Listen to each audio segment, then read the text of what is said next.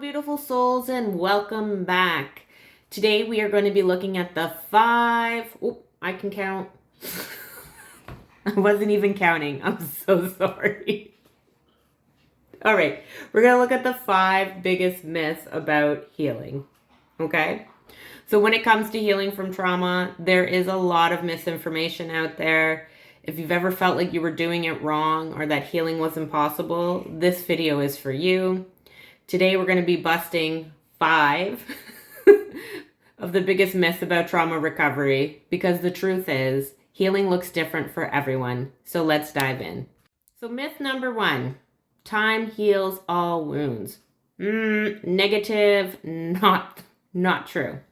So we've all heard it before, just give it time. But the truth is time doesn't heal trauma. It just doesn't. Trauma gets stored in the body, and without actively working through it, those wounds will stay with us for years. The truth is, trauma requires intentional work through therapy, self-awareness, nervous system regulation, and support.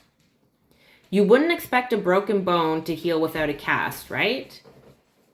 Trauma healing is the same. It needs attention and care. Myth number 2. If you don't remember it, it didn't affect you.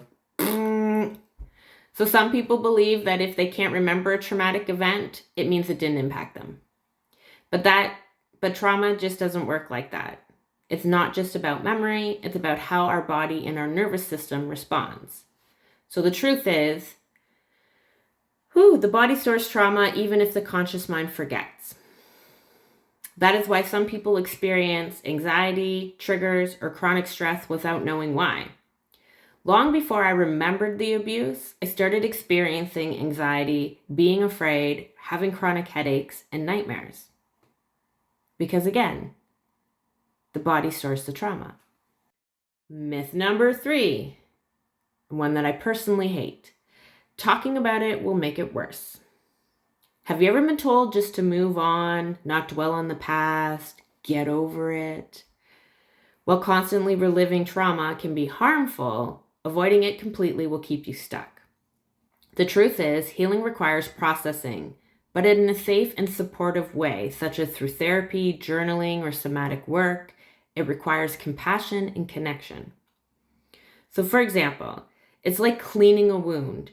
If you have a wound and you're supposed to clean it, to take care of it while it's healing and put a new bandage on every few days, if you ignore it and you don't tend to the wound, it will become infected, right?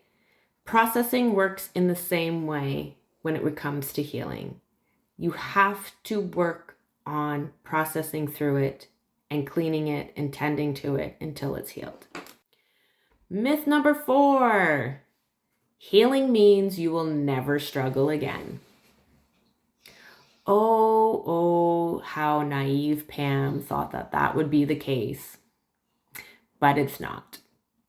A lot of people think healing means that you'll never feel triggered or struggle again, but that's not how it works. The truth is, healing doesn't erase the past, but it helps you build resilience and learn how to manage emotions in a healthy way. Think of healing as strengthening a muscle. It doesn't mean that you'll never feel pain, but you'll know how to handle it better. Number 5, you have to heal alone. Many people believe that healing is a solo journey, but that is so far from the truth. The truth is, healing happens in connections with therapists, with friends, support groups, or even spiritual practices. It is that connection to someone else and that compassionate listening and empathetic caring that helps us to heal. It's not something that we can do alone. We can do work on the healing journey on our own, but we can't do the journey itself on our own. All right, so now that we've busted these 5 main myths about healing, I want to hear from you. Which one surprised you the most?